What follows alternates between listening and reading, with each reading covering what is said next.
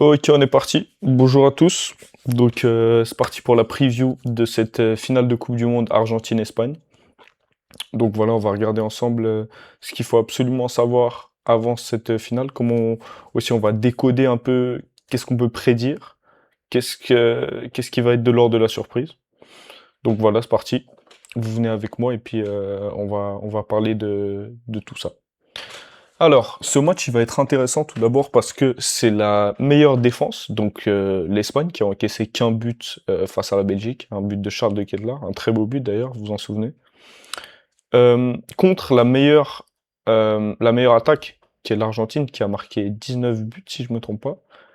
Et ces deux équipes qui aiment bien avoir le ballon, on va voir si l'attaque de l'Argentine est meilleure que la défense de l'Espagne. On va voir ça. Ces deux équipes qui aiment avoir la possession. Sur toute la compétition, l'Espagne a eu proche de 70% de possession et l'Argentine 63. Donc ça va être un combat disputé encore de la possession.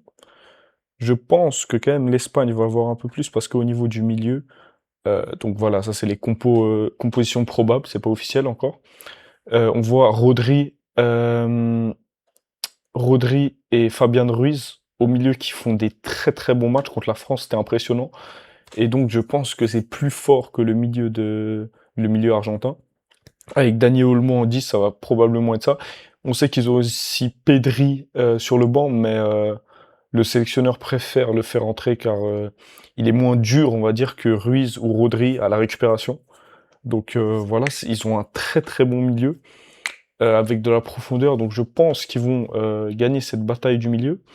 Et je m'interroge sur la capacité de l'Argentine à jouer sans ballon. Je m'explique. Messi, quand l'Argentine a le ballon, il n'y a pas de souci, il est trop fort, c'est le meilleur buteur, il crée, il provoque, il fait des passes incroyables, il crée du mouvement, tout ce que vous voulez.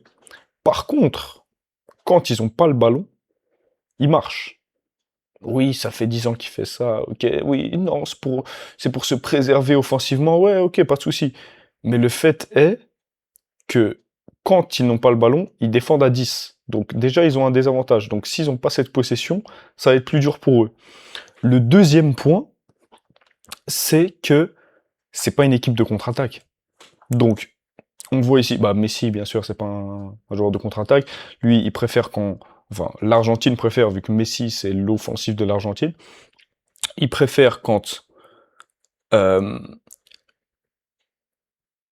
l'équipe adverse est reculée, presse dans leur surface, et que là, Messi, on peut le trouver dans l'axe ou sur le côté droit, on a vu ça, comme j'en avais parlé. Et là, il va provoquer, il va tenter ses 1-2, tenter de provoquer, faire des passes à l'opposé, centrer, tout ça.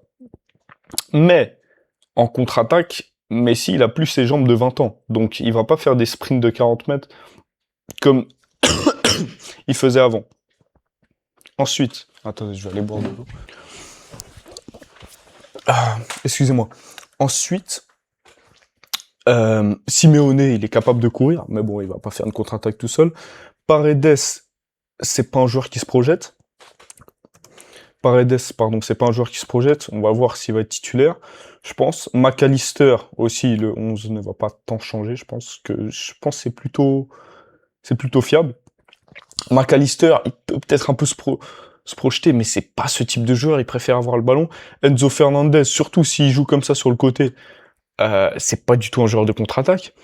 Alvarez, peut-être qu'il est capable de le faire. Et sur le banc, en super sub, qui rentre à chaque fois, vu que le sélectionneur fait pratiquement à chaque fois les mêmes changements, il y a Lautaro Martinez, qui n'est franchement pas rapide. Donc en contre, s'ils n'ont pas le ballon, l'Argentine, ça va être très compliqué. C'est ça que j'essaie de vous dire. Et donc, je m'inquiète pour eux s'ils se font trop confisquer la balle. Bien sûr, ils vont avoir des phases de possession. Je pense que c'est là qu'ils vont être dangereux. Vu que c'est vraiment pas une équipe de contre. Ensuite, pour parler de l'Espagne, j'émets des doutes quant à leur attaque. Parce que oui, ils ont marqué à chaque match. Du coup, vous allez me dire, mais attends, t'es dur, ils ont gagné chaque match et ils ont marqué à chaque match. Enfin, à part contre qui déjà? Contre le Cap-Vert, il me semble, ou c'était 1-1 ou 0-0? C'est possible que c'était un 0-0. Donc à part contre le Cap-Vert peut-être. Ils ont marqué presque à chaque match, tu dur, ils ont tout gagné. Oui, mais je trouve qu'ils marquent à l'arrache. Par exemple, Merino les a sauvés en quart et en huitième, avec un but venant à la fin parce qu'il galérait à marquer. Oyarzabal, déjà j'aime pas beaucoup ce joueur, ne fait pas preuve d'une finition époustouflante. Il est pas chirurgical, c'est pas un buteur à proprement parler. Oui, des fois il essaie de créer du jeu, mais je trouve même pas. Au-delà de ça, Oyarzabal, j'aime pas trop ce joueur. Donc il évolue en pointe de l'attaque espagnole et j'aime pas trop. J'aime pas trop ce qu'il fait parce que des fois je le trouve inexistant et à la finition je le trouve pas très présent, même de la tête et tout. C'est un peu compliqué. Donc je trouve qu'ils ont de la peine à trouver des solutions pour marquer. Yamal, on pouvait compter sur lui, il a mis qu'un but dans la compétition. Mais attention, je dis pas qu'il fait une mauvaise Coupe du Monde, vu qu'il fait une très bonne Coupe du Monde, mais le fait est qu'il ne marque pas. Donc, si on pouvait compter sur lui pour marquer, c'est compliqué. Après, peut-être qu'il va me faire taire et il va marquer en finale. C'est possible. Mais voilà, je vois qu'ils ont une difficulté à marquer, des fois. Ça vient un peu de nulle part. Contre la France, il y a un penalty. Après, oui, il y a un but dans le jeu. Mais voilà. Contre la Belgique, c'était à l'arrache, alors que franchement, c'est une bien meilleure équipe que de la Belgique. Ça me fait mal de dire ça parce que je suis belge. Mais bon, voilà. C'est pour ça que je pense que l'Argentine va s'imposer. Et je vais vous expliquer pourquoi. Il y a une autre raison.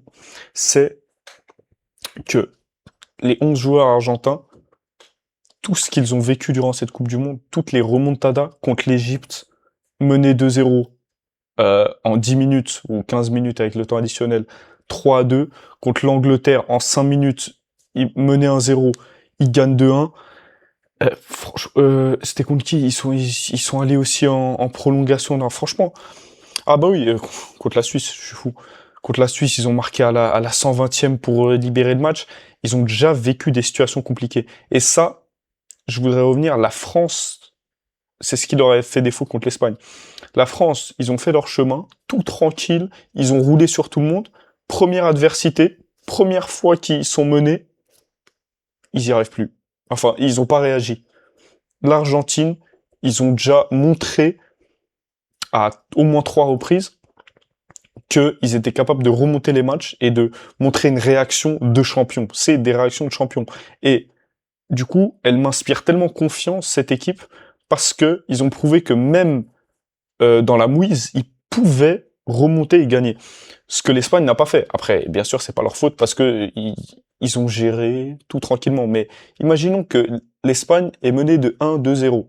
Vu que 1-0, ils l'ont déjà fait contre la Belgique, ok. Ils sont menés de 2-0. Je ne vois pas l'Espagne revenir. Parce que, justement, ils n'ont pas une facilité à marquer des buts. C'est toujours un peu poussif, c'est toujours un peu dur. Vu que oui, ils gardent le ballon, mais des fois, c'est un peu stérile. Donc, c'est pour ça que mon prono, maintenant, ça va être...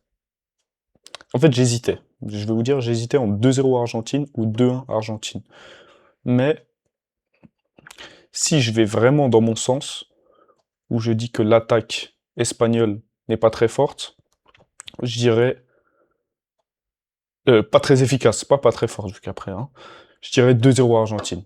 Si je me dis que bon, ils vont quand même réussir à mettre un but peut-être, je mettrais 2-1. Et pour les buteurs, bah je verrai Messi forcément marqué. Et je sais pas pourquoi, je sens bien Otamendi qui rentre à chaque fois, parce que le sélectionneur argentin fait toujours les mêmes changements. Je le verrais bien mettre un but. Si l'Espagne marque, j'aimerais bien que ce soit Lamine Yamal. Honnêtement, je sais pas qui trop pourrait marquer, et c'est la preuve qu'il m'inspire pas confiance au niveau de la finition. Parce que quand je vois cette équipe, qui peut marquer? Miguel Merino encore? Vous voyez ce que je veux dire? Qui a marqué contre la France? Vous voyez Pedro Porro.